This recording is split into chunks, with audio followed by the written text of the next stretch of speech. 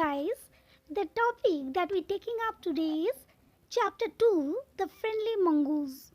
Before the starting story, let's introduce with the chapter. इस कहानी में एक किसान था। वो अपने पत्नी और एक छोटे बच्चे के साथ एक गांव में रहता था। एक दिन किसान एक नेबले का बच्चा लेके आया। उसका विचार था कि नेबला उसके बेटे का मित्र बन जाएगा। 5 या 6 महीने के भीतर नेबला आकार में पूरा बड़ा हो गया। किसान का बेटा अभी तक बच्चा ही था। एक दिन किसान की पत्नी बाजार गई। उसने अपने पति से बच्चे पर नजर रखने के लिए कहा। बच्चा पालने में सो रहा था।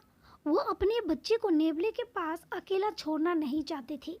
स्पष्ट था कि उसे डर था कि नेबला उसके बच्चे को नुकसान ना पहुंचा दे।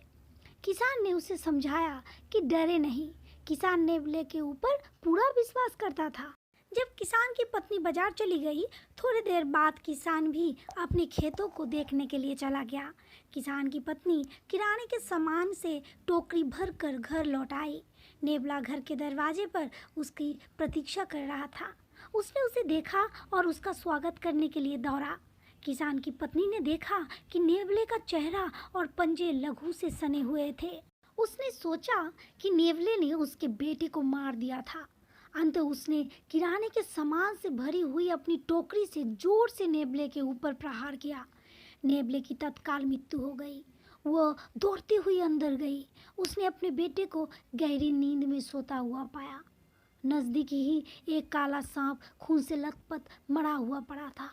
वो समझ गई कि नेबले ने सांप को मारा था और उनके बेटे को बचाया था। वो अपने जल्दबाजी और मूर्खतापूर्ण कार्य पर पछताई। वो रोने लगी, पर अब ये व्यर्थ था। उसके पछताने से स्पष्ट है कि जल्दबाजी का परिणाम पश्चाताप होता है। This story talks about the human tendency to jump to the conclusions hurried by and how this tendency disrupts and causes disturbance in the system. This moral is depicted through a farmer's wife. In the beginning of the chapter, a farmer who used to live in a village with his wife and a newborn child has been introduced. Once the farmer told his wife that he wished to have a pet as a companion for his son. His wife also gave a nod to this, and the farmer brought a baby mongoose with him the next day.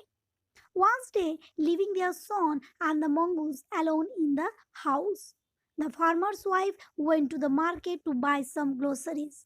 At that time, the farmer was also in the field. When the farmer's wife came back home, she saw the mouth and paws of the mongoose smeared with blood. She thought that it had killed their baby. So she killed the mongoose by hitting it with a basket full of groceries.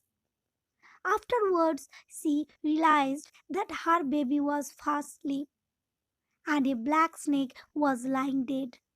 She understood that the mongoose had killed the snake and saved her son. She repented her action, but it was too late.